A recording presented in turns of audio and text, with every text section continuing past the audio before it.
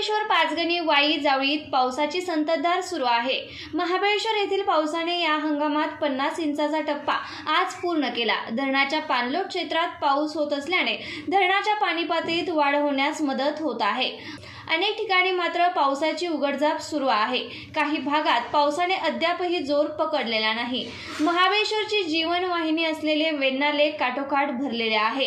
1 जून पासून कमी अधिक पाऊस बरसत आहे। महाबळेश्वर येथे आज 54.9 मिलीमीटर पावसाची नोंद झाली आहे। या वर्षीच्या या हंगामातील 1 महिन्यात पावसाने 50.807 इंचाचा टप्पा आज पार केला आहे।